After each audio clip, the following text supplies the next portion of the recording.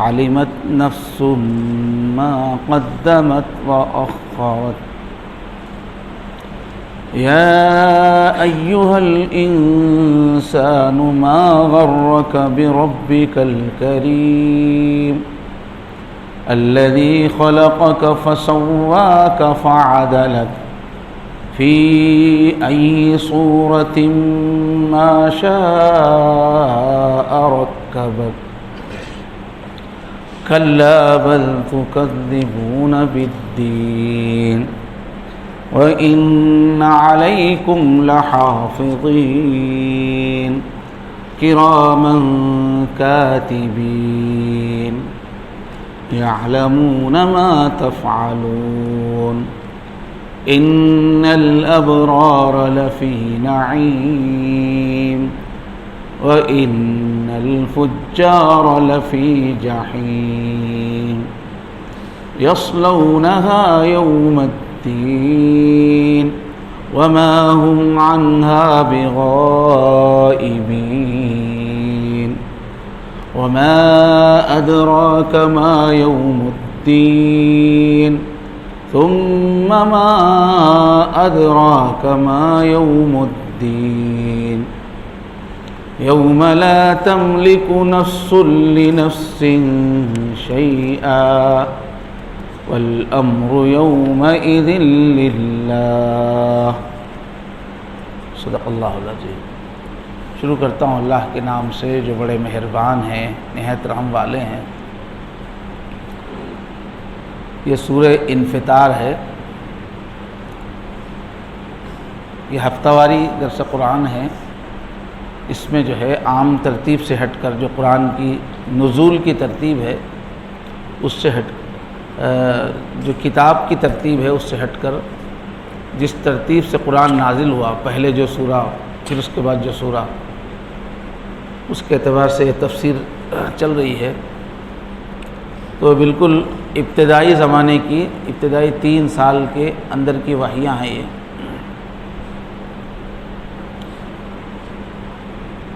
تو اس میں ہم سب کو اللہ پاک کا جو انداز بیان ہے اس کو سمجھنے پر توجہ دینی چاہیے۔ انبیاء کرام جو تشریف لائے، ان کا جو پہلا قدم ہوتا ہے کہ لوگوں کے دلوں پر جو غفلت چھائی ہوئی ہے اور دولت کے کمانے کی دھن ہے، عیش اور عشرت کا ماحول ہے، اور علاقے میں جو بڑے ہیں، سردار ہیں، ان کا ظلم جاری ہے، ان کا تکبر جاری ہے، ایسے ماحول میں انبیاء کرام تشریف لاتے تھے۔ تو پہلا کام انبیاء کا ہوتا تھا کہ دلوں پر جو سختی چھائی ہوئی ہے اس کو توڑ دیتے تھے، چورا چورا کر دیتے تھے، اللہ کی عظمت کا سکہ دلوں پہ جماتے تھے۔ تو قرآن مجید کی ابتدائی جو وحیاں ہیں وہ ایسا لگتا ہے کہ ابھی بجلی گر رہی ہے کیا دلوں پر، کڑکدار اس کا لہجہ ہے، ہل کے رہ جاتے تھے۔ اور عربوں کا جو طریقہ تھا بہت مختصر گفتگو کرنے کا تھا، جتنی بات مختصر ہوتی اتنی زیادہ مؤثر مانی جاتی تھی، گہرے الفاظ بولنے کا رواج تھا۔ اور چونکہ نئی نئی وحی آ رہی ہے تو لوگ لمبے چوڑے بیان سننے کے موقف میں تھوڑی رہتے ہیں، سب مخالفین ہیں۔ مجمع میں جا کے اللہ کے نبی کفار کے مجمع میں سناتے تھے تو لمبی گفتگو تو موقع نہیں تھا۔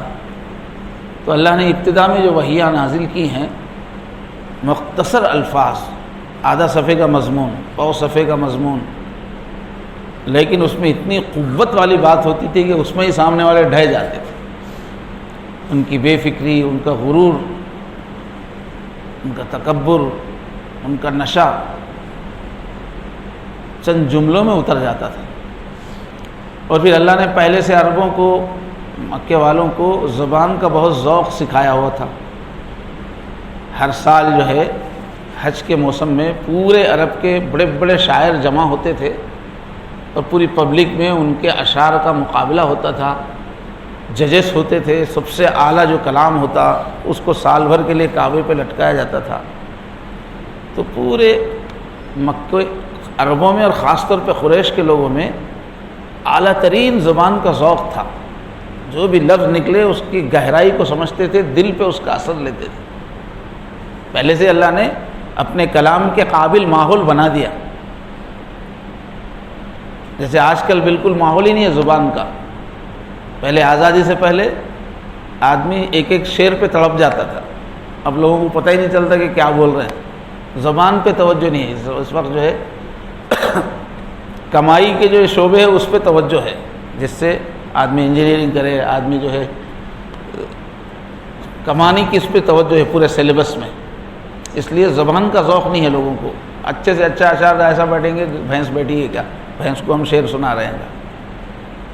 لیکن اللہ تعالیٰ نے اپنے کلام کے ذریعے سے دلوں کو بدلنا تھا تو پہلے ہی ایسا ماحول بنا دیا تھا عرب میں، مکے میں، کہ ایک ایک بات کا دل پہ اثر ہوتا تھا. کوئی بات ٹھوک کے کہی جا رہی تو اس کا وزن لوگ محسوس کرتے تھے. کوئی بات پیار سے کہی جا رہی تھی تو لوگ اس کی نرمی کو محسوس کرتے تھے. پہلا ایسا ماحول اللہ نے بنایا، پھر اپنا قرآن نازل کیا. تو وہ لوگ ایک دم اس کے ایک ایک جملے پہ جو ہے مچل جاتے تھے اور پھر ان کے روح و دل میں اتر جاتا تھا. تو ہم کو بھی جو پہلا کام کرنا ہے، سب ہم لوگ دین کے داعی ہیں، ہمارا کام ہے جہاں بھی ہیں ہم غافل بندوں کو کھینچ کے اللہ کی طرف لائیں. اور اس سے پہلے ہمارا کام ہے کہ اپنے دل پہ جو سختی جم جاتی ہے دنیا داری کی وجہ سے، عیش و عشرت کی وجہ سے، خواہشات کی دھن کی وجہ سے ایک بے فکری طاری ہوتی ہے، اس کو توڑنے کا سلیقہ ہم کو آنا چاہیے. بار بار نشہ، اپنا نشہ خود دور کرنے کا سلیقہ ہم کو آنا چاہیے. تو اس کا طریقہ یہی ہے کہ ہم مکی دور کی صورتوں کو دل سے پڑھنے کی عادت ڈالیں، کہ دل کے کانوں سے سنیں، دل کی زبان سے پڑھیں، دل پہ اثر لیں. پھر یہی مضمون اپنے ساتھیوں میں ہم بولیں. تو یہ جو آج جو سورہ پڑھا جا رہا ہے گویا ہمارے سب ساتھیوں کا درس ہے. یہ سب کو یاد رکھنا ہے، ایسا درس دینا ہے پھر اپنے ساتھیوں کو. اس کا جو ہے آپ کو کیسٹ سننا بھی پڑے گا، پھر اس کو سیکھنا پڑے گا. پھر ساتھیوں میں کس طرح اپنے دل کو جگایا جائے، کس طرح پہلی مرتبہ دلوں کو جگایا گیا، کس طرح غفلت کو بھگایا گیا. اثر لینے والے بھی بنے اور اثر سامنے والے پہ ڈالنے والے بھی بنے. اس طرح سے اس کو سیکھنے کی کوشش کریں.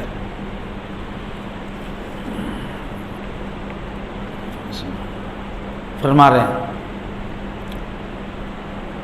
اچانک بات شروع ہو جائے جب آسمان چیر دیا جائے گا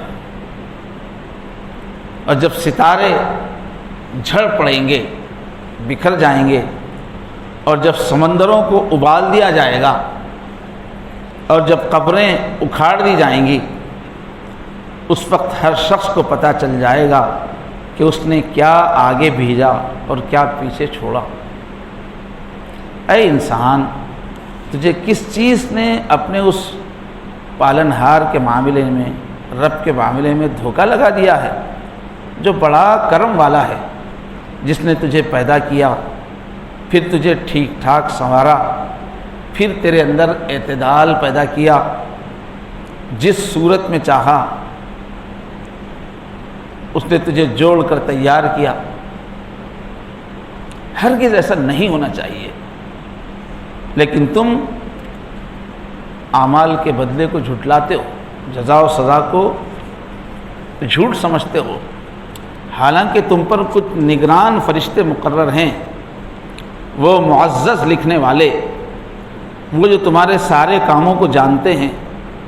یقین رکھو کہ نیک لوگ یقیناً بڑی نعمتوں میں ہوں گے اور برے عمل والے بدکار ضرور دوزخ میں ہوں گے. وہ اس میں جزا اور سزا کے دن داخل ہوں گے اور وہ اس سے غائب نہیں ہو سکتے. اور تمہیں کیا پتہ، تمہیں کچھ سمجھ میں آیا کہ بدلے کا دن کیا چیز ہے؟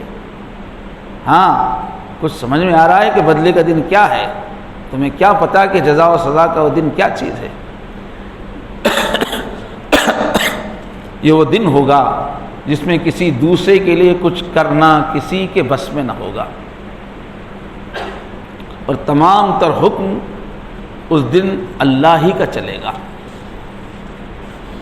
تو قرآن مجید کا ترجمہ کسی زبان میں ہو ہی نہیں سکتا۔ وہ عربی پڑھنے کے بعد یہ اردو پڑھے تو ایسا معلوم ہوا تھا کہ اوپر شیر گرج رہا تھا، نیچے بکری منمنا رہی ہے۔ شیر اور بکری میں جو فرق ہے نا، وہ عربی میں اردو میں یہ فرق ہے، اس لیے کہ وہ اللہ کا لہجہ کہاں سے لائیں گے کسی زبان میں؟ وہ الفاظ کا انتخاب، وہ الفاظ کے اندر جو طاقت ہے وہ اردو میں کہاں سے لائیں؟ تو بالکل تسلی نہیں ہو رہی اس کا ترجمہ پڑھ کے، مگر کوئی زبان میں ہو ہی نہیں سکتا۔ یہ سارا قرآن میں وزن ہے۔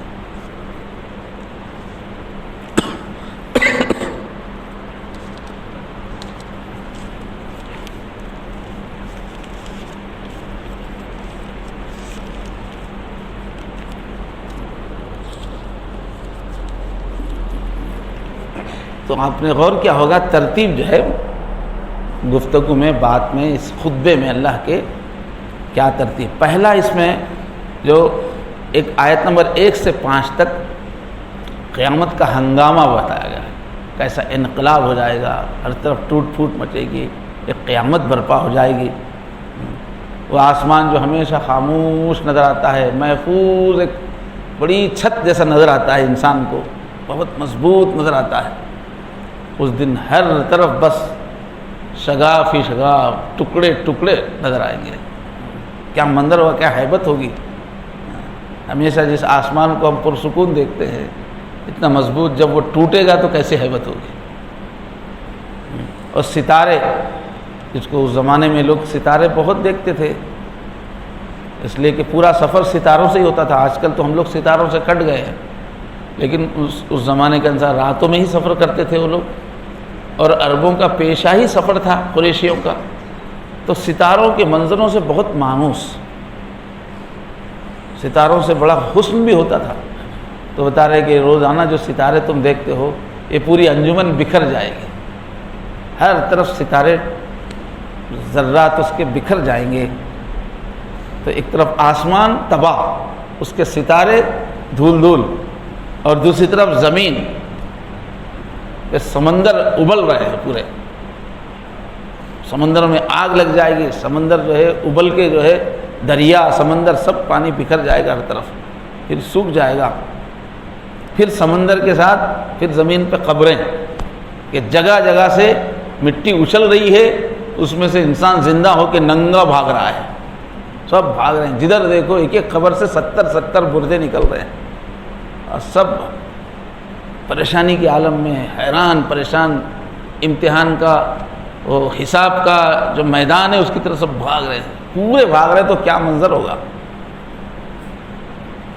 اس کی ایک مختصر تصویر قیامت کے دن کی کھینچی گئی ہے، اور پھر فوراً فرمایا عالمت نفس ما قدمت وآخرت۔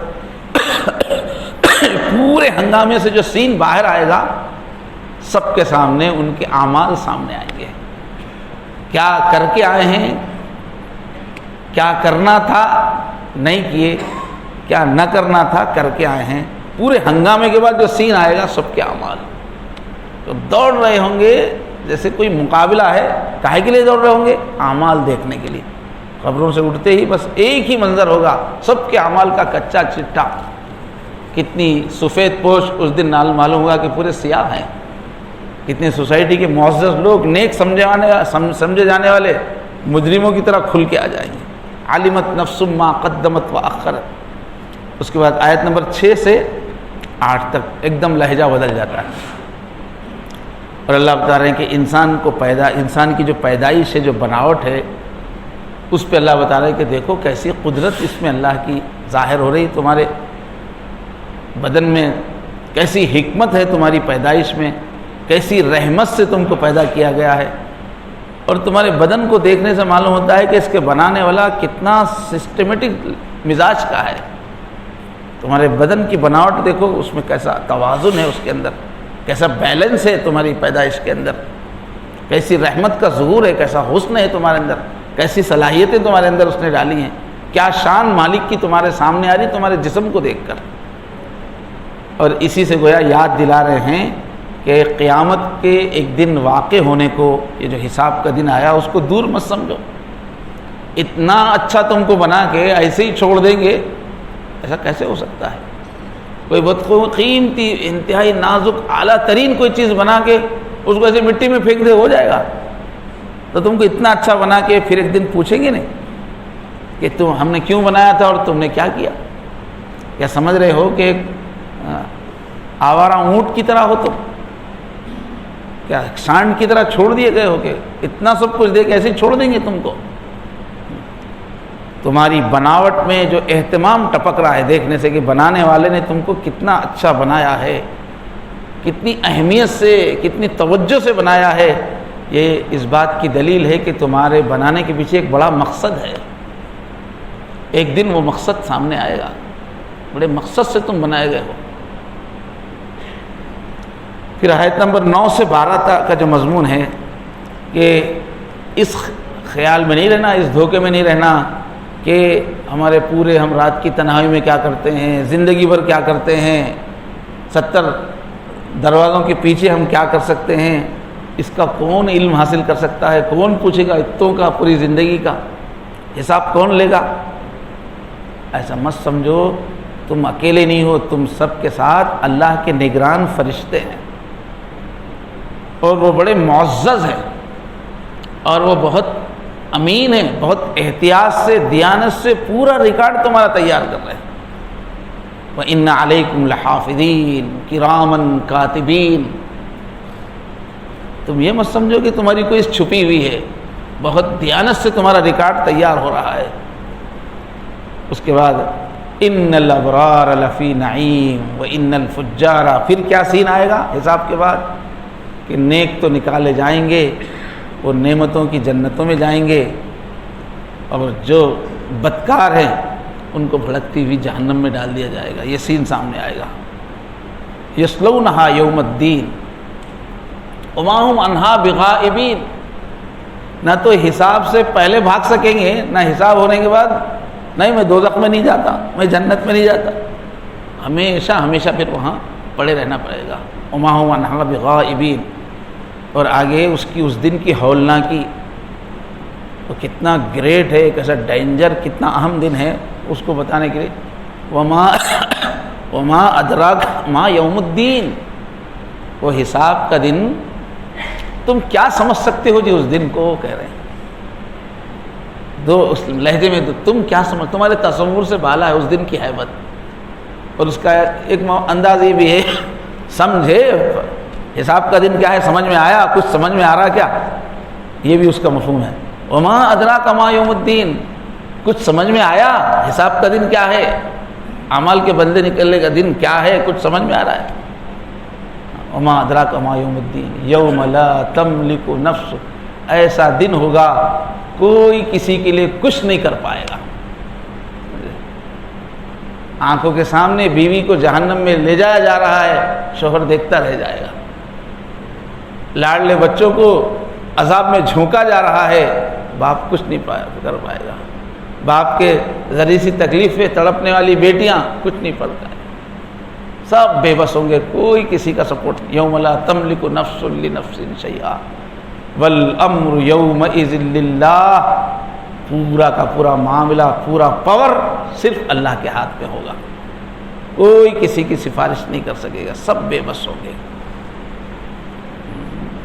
انصاف بالکل بے لاگ ہوگا، کسی کی نہیں چلے گی، کوئی جھوٹی سفارش نہیں، کوئی جھوٹی معذرت نہیں، بس اللہ ہی کا حکم ہوگا۔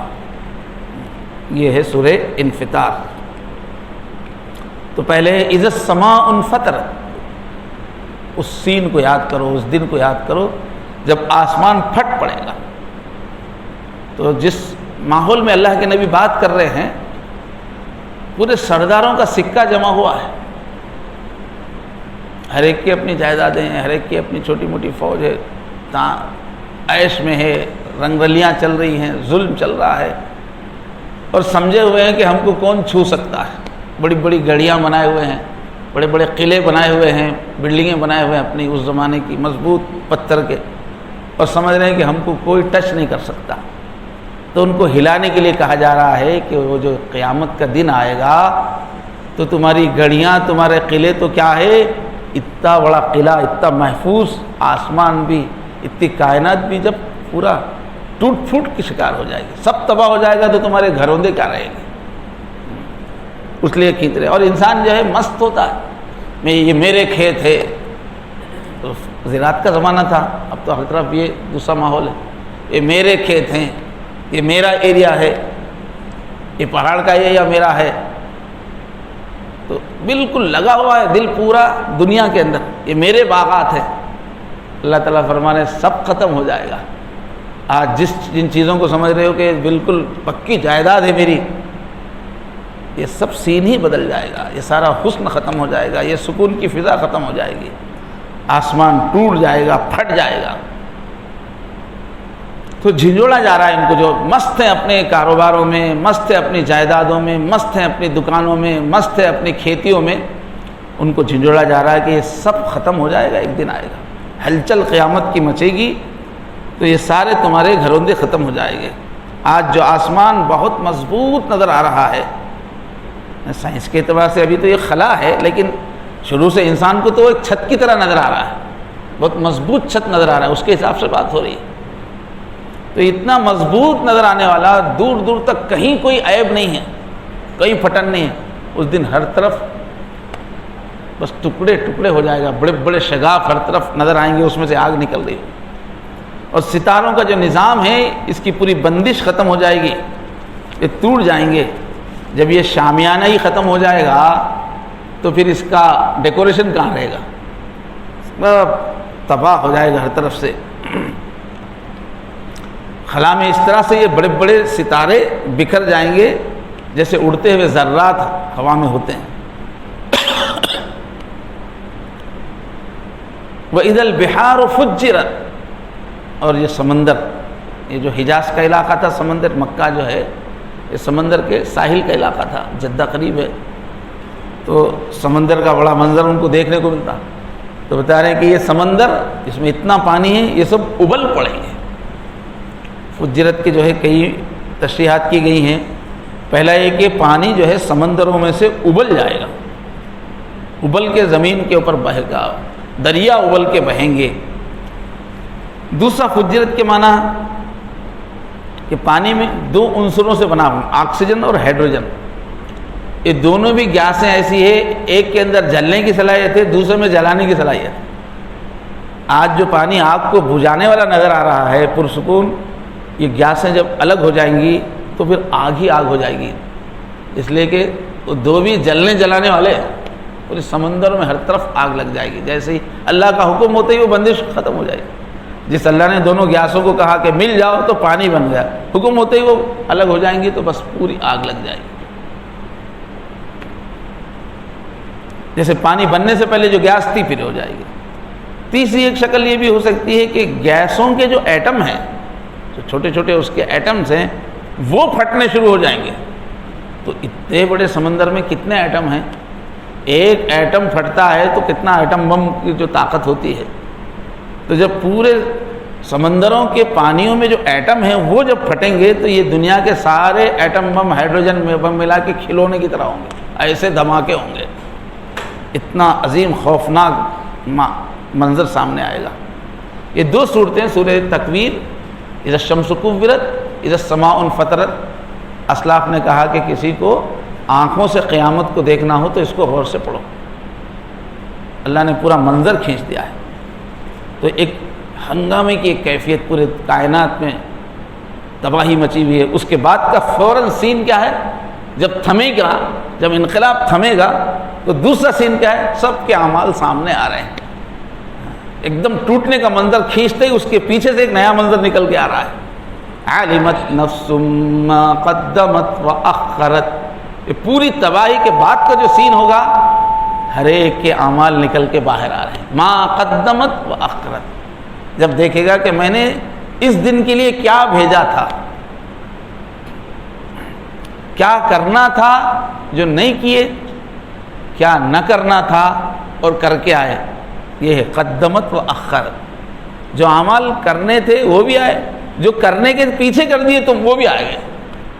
نیکی بدی اس دن سمجھ میں آئے گا کہ کیا کرنا تھا وہ نہیں کر کے آئے، اور کیا کیا کر کے آئے جس کو نہیں کرنا تھا. اور یہ بھی تشریح کی گئی ما قدمت و اخرت، کہ جو تم اعمال کر کے لے کے آئے وہ بھی سامنے ہوں گے، اور اپنے پیچھے جو اثرات چھوڑ کے آئے وہ بھی سامنے آ جائے گا. اپنی زندگی میں جتنے کارنامے کر کے آئے وہ بھی، اور تم دنیا سے جانے کے بعد تمہاری اولاد نے کیا کیا، اس لیے کہ تم نے تعلیم و تربیت ایسی کی کہ کوئی بیٹا وہ گناہ گار نکلا، بدکار نکلا، یا تمہارے ایکٹیویٹیز جو تھی دنیا سے جانے کے بعد جو تباہی پھیلی، تمہارے اعمال کے جو اثرات پھر جانے وہ بھی سامنے آئیں گے. زندگی میں جو کیا اور تمہارے جانے کے بعد تمہاری وجہ سے جو ہوا اچھا یا برا وہ بھی سب سامنے آئے گا. تو یہ بھی کہا گیا قدمت و آخرت کا ترجمہ. اور جس طرح دنیا میں مزے کیے وہ بھی سامنے آئے گا، اور جو آخرت کے لیے تیاریاں کی وہ بھی سب سامنے آ جائیں گی. اور علمت جان لے گا ہر ایک کیا لے کے آیا ہوں کیا چھوڑ کے آیا ہوں. اور نہ صرف کیا لے کے آیا ہوں وہ سامنے آئے گا، کیا لے کے آیا ہوں تو اس کا رزلٹ کیا ہے وہ بھی آئے گا. اعمال کے ساتھ فوراً اس کا بدلہ جنت یا جہنم بھی وہ بھی سامنے آ جائے گی. تو سورہ کا جو آغاز ہو رہا ہے جو انسان کی عقل اور ضمیر کو جھنجھوڑ دینے والا ہے، اس کا شروع میں منظر ہے قیامت کا. اس کا پھر فوراً بعد جو ہے اب اس کے بجائے آیتیں جو ہے اب موجودہ حالت بتا رہے ہیں. ایک تو قیامت کا منظر، اس کے بعد اعمال آنے سے جو ہلچل، یہ سن کے جو ہلچل مچتی ہے، پہلے ہلچل مچائی، پھر اس کے بعد اللہ تعالیٰ ایک ٹھنڈے لہجے میں دوسرا انداز شروع کرے ہیں. یا ایھا الانسان، پورا ہنگامہ ختم، دوسرا سین آ گیا. یا ایھا الانسان، ارے انسان، ما غرک بربک الکریم، تیرا اتنا کرم والا، تیرا اتنا عطا والا، تیرا اتنا شریف اچھا رب، اس کے بارے میں کس چیز نے تجھے دھوکے میں ڈال دیا؟ ما غرک بربک اولین احسان یاد دلا رہے، اپنا وجود یاد دلا رہے. اپنے جسم پہ غور کرو، اپنے روح پہ غور کرو، اپنے نیچر پہ غور کرو، اپنی انسانیت پہ. انسان کہہ کے پوری انسانیت کے پورے جوہر کو چھیڑ رہے اللہ تعالیٰ. اے انسان، تجھے میں نے جانور تو نہیں بنایا، تجھے بندر تو نہیں بنایا، میں نے تجھے انسان بنایا. تجھے ہم نے اتنا حسین بدن عطا کیا، اور تجھے ہم نے اتنی بہترین نیچر عطا کیا. تجھے نیکی سے محبت ہے، تجھے پاکیزگی سے محبت ہے، تجھے محسن سے محبت ہے. ایسا نیچر میں نے دے کے پیدا کیا. تجھے اتنی اعلیٰ روح دی، تجھے میں نے عقل دی ہے، برائی کیا ہے معلوم، بھلائی کیا ہے معلوم. میں جانور نہیں بنایا، اتنی اچھی خوبیوں والا ایک انسان میں نے تم کو بنایا. اتنا میں نے احسان کیا ہے. تو انسان کو اپنی طرف متوجہ کر رہے ہیں، اور صفت انسانیت یاد دلا رہے جو باقی پوری مخلوقات سے اس کو ممتاز کرتی ہے، سب سے الگ ہو گیا. اس میں جسم کے کمالات کی طرف بھی اشارہ ہے، جسم تمہارا کتنا اعلیٰ ہے، ذہن کو تمہارا کتنا ذہین ہے. اور پھر روح کے کمالات کی بھی طرف بھی توجہ دلا رہے کہ کیسی پیاری روح ہے تمہاری، کتنی اچھائیوں سے بھری ہوئی تمہاری روح. اور عقل کی طرف بھی ہے کہ کیسی تمیز تمہارے اندر ہے. قرآن مجید میں جگہ جگہ یہ مکے کی وحی میں یہ کہ کیسا اچھا میں نے تم کو بنایا، کیسا اچھا نیچر دیا تم کو. تو یہ انسان کہہ کے بہت سارے اشارے کے اندر اس کے اندر آ گئے، بہت دل کو چھیڑنے والی کتنی چیزیں آ گئی. تم انسان ہو نا، تم بے حس تو نہیں ہو، بے ڈھنگے تو نہیں پیدا کیے گئے ہو. جگہ جگہ ہے قرآن میں لقد خلقنا الانسان فی احسن تقویم. انسان ہم نے تم کو بہت بہترین بنایا، بہترین تمہارا اسٹرکچر ہے، تمہاری صلاحیتیں ہیں.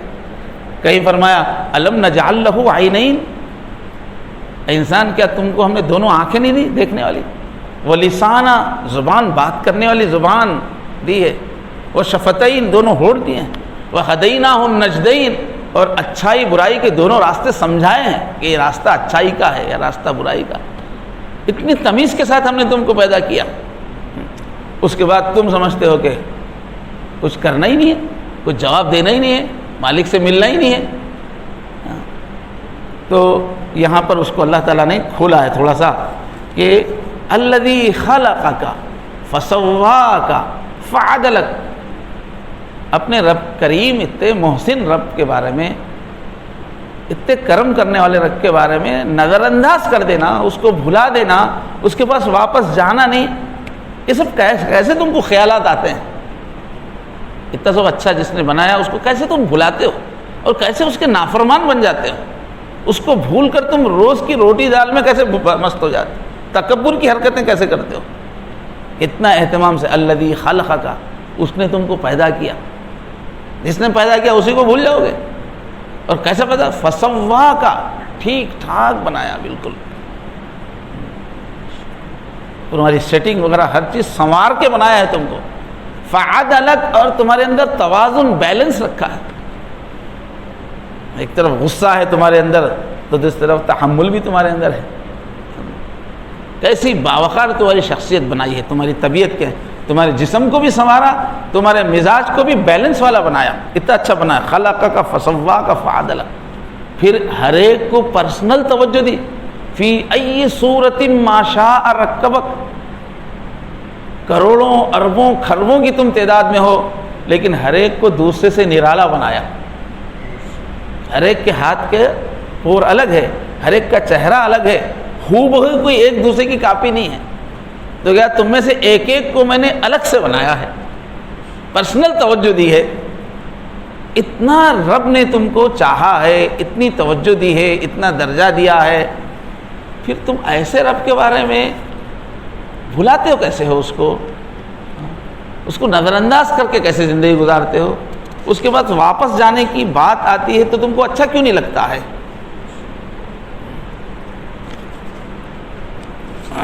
تو ایک دم لہجہ بدل گیا، ایک دم پہلے تو سین تھا تباہی کا، پھر ایک دم جو ہے پیار سے یاد دلا رہے ہیں کہ دیکھو ہم نے تم کو کیسے کیسے بنایا ہے۔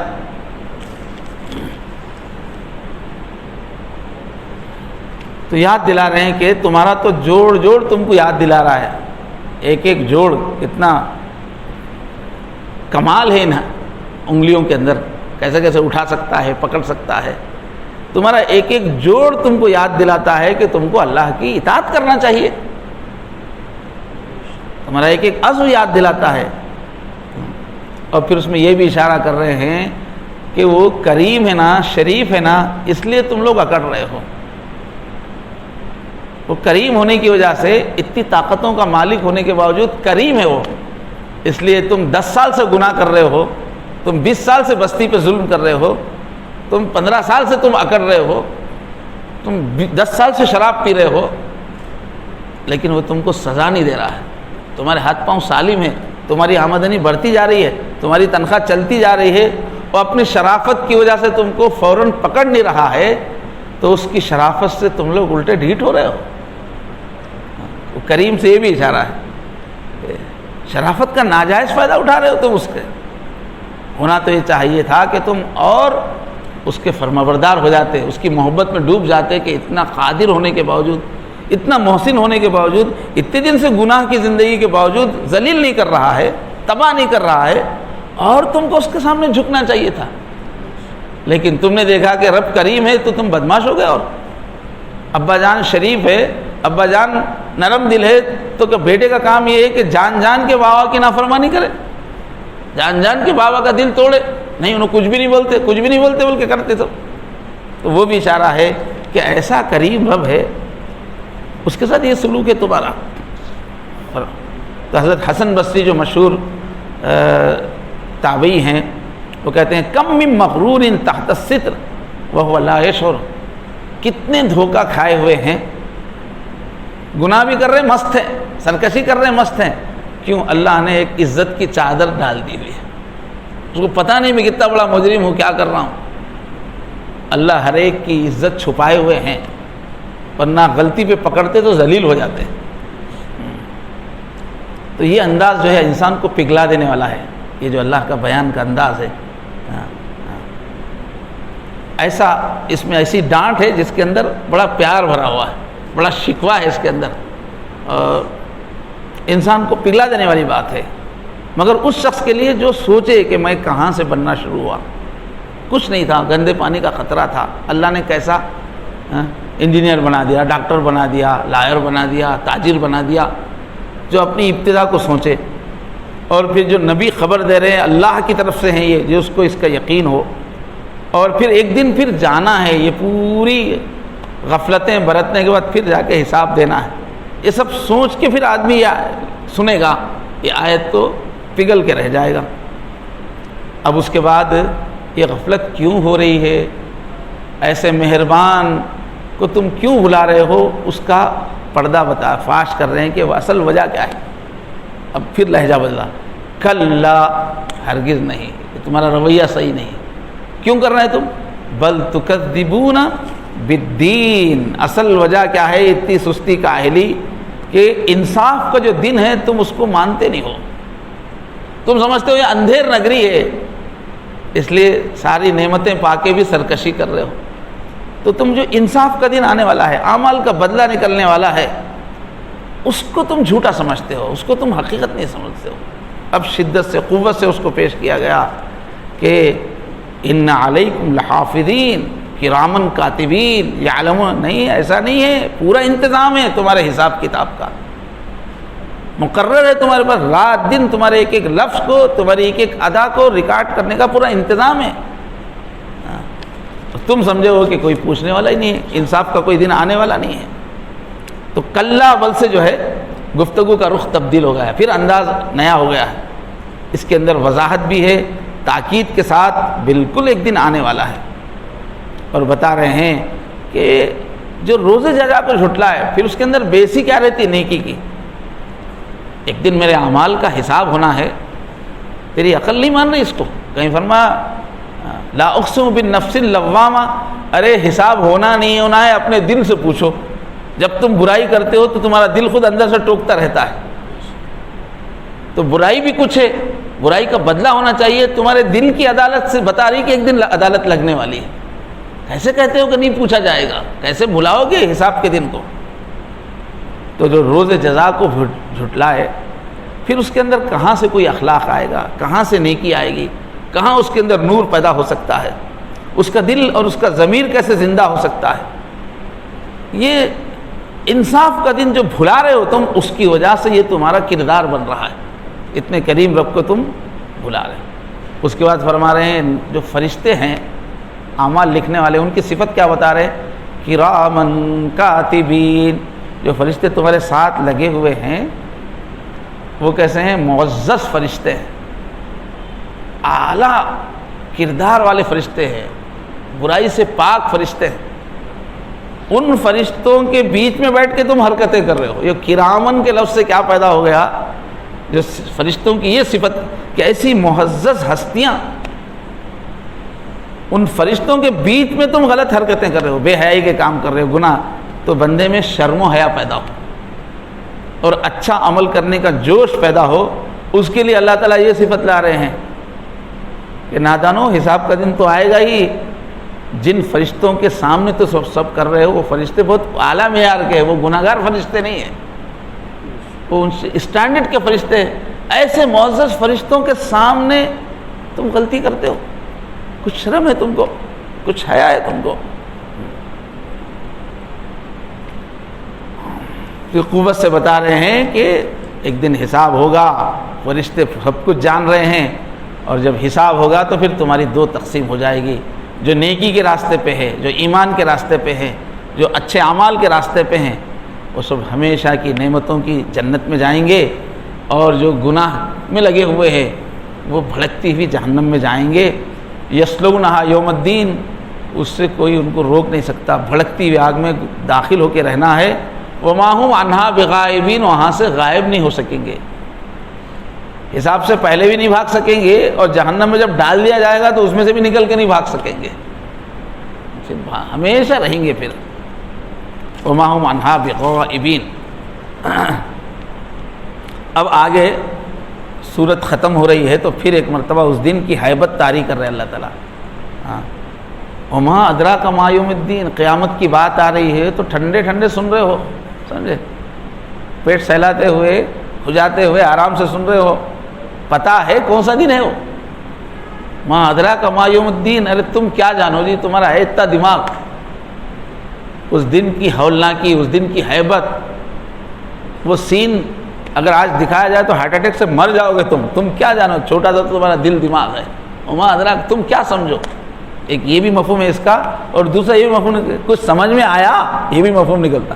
ما ادراک ما یوم الدین، سمجھ میں آیا انصاف کا دن کیسا ہے، اعمال کے جب بدلہ آئے گا وہ دن کچھ سمجھ میں آیا.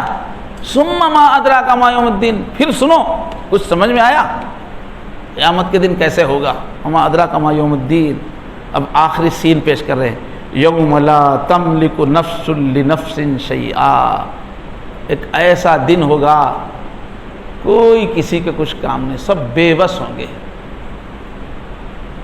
اچھے اچھوں کی عزتیں نکل جا رہی ہوگی، ان کا کوئی گروپ کام نہیں آئے گا.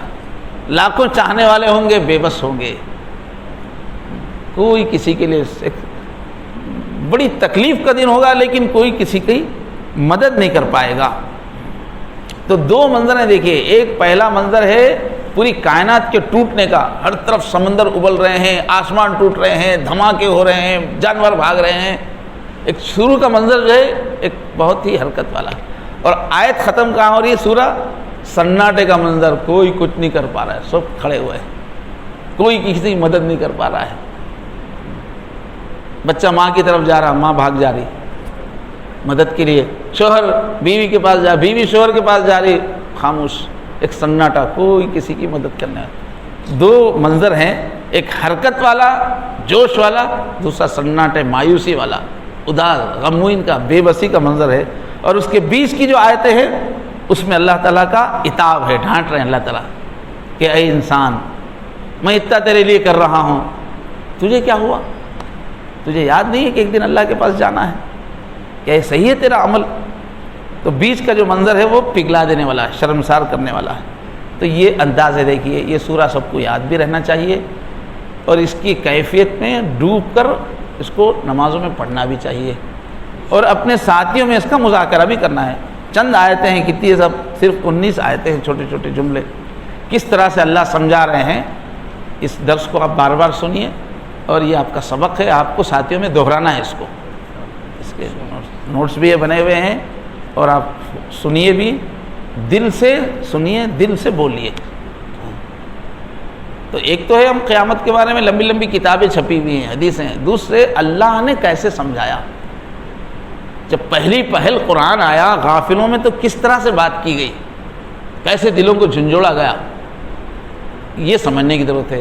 اور قرآن کا اثر آدمی پہ اس وقت ہوتا ہے جب وہ ایسے نہ سنے جیسے کوئی انسان کہہ رہا ہے، پوری کائنات بول رہی ہے، پوری کائنات کا شہنشاہ بول رہا ہے. یہ سمجھ کے سنیں گے تو لرزہ طاری ہوگا.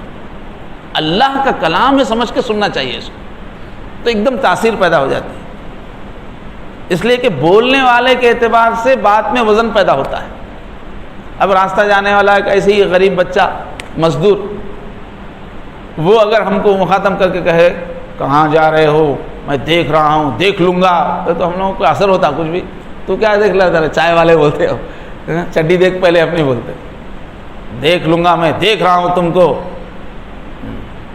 سوچ لو اپنا انجام ہوئے تو کیا ہو. لیکن اگر پورا حیدرآباد کا جو پولیس کا کمشنر ہے وہ آ گیا، ہزاروں پولیس ہے، سب بندوق تان کے تمہارے کو گھیر لیے، سمجھے. اب وہ جو ہے پولیس کا جو بڑا ہے، دیکھ رہا ہوں میں تم کو 3 دن سے ہی بولا، سمجھ لو. تو اب بات وہی ہو، جو بچہ بولا وہی جملہ اب کمشنر بول رہا ہے، 7 فورس ہے، تو اب کتنا اثر بدلتا کہ نہیں. تو اللہ کے جملوں کو اللہ کے ہی سمجھ کے سنو. پوری کائنات کا شہنشاہ بول رہا جب تھرراہٹ پیدا ہوتی ہے. تو یہ ادب ہے قرآن مجید کو پڑھنے کا. اللہ تبارک و تعالی ہم کو قرآن مجید کا ذوق نصیب فرمائے، اس کا اثر لینے کی توفیق عطا فرمائے. وآخر دعوانا الحمدللہ. سبحان اللہ وبحمدہ، سبحان اللہ العظیم. اللہم صلی علی سیدنا محمد وعلی آل سیدنا محمد وبارک وسلم. اے کریم اللہ، اے اللہ آپ بڑے کریم ہیں، آپ نے ہم پہ بہت احسان کیا ہے. اے اللہ ہمارا ایک ایک عضو، ہمارا ایک ایک جوڑ یاد دلاتا ہے کہ ہم کو آپ کی اطاعت کرنے چاہیے، آپ کا شکر گزار ہونا چاہیے، آپ سے محبت کرنا چاہیے. اے اللہ دنیا کے ہنگاموں میں کھو جانے سے بچائیے. اے اللہ دولت اور خواہشات کی مستی میں کھونے سے بچائیے. اے اللہ آپ کی طاقت کو، آپ کی عظمت کو سمجھنے کی توفیق عطا فرمائیے. آپ سے ملاقات کا شوق عطا فرمائیے. اچھے اچھے اعمال کر کے آپ کو لا کر خوش کرنے کی اللہ ہمیں دھن نصیب فرمائیے۔ اللہ دنیا کو ہماری نظر میں حقیر کر دیجئے، آپ کے دیدار کا مشتاق بنائیے۔ کل حشر کے میدان میں اللہ جب اللہ سب کی عزتیں نکل رہی ہوں گی، اللہ اپنے کرم کی چادر میں اللہ ہمیں پناہ عطا فرمائیے، ہمارا آسان حساب کر دیجئے۔ اللہ اپنی رحمت سے ہم کو اللہ ہمیشہ کی جنت اپنا قرب نصیب فرمائیے۔ اللہ ہولناک دردناک جہنم سے ہماری اللہ حفاظت فرمائیے۔ وصلی اللہ تعالی علی خیر خلقہ محمد وعلی آلہ وصحبہ اجمعین برحمتک یا ارحم الراحمین والحمد للہ۔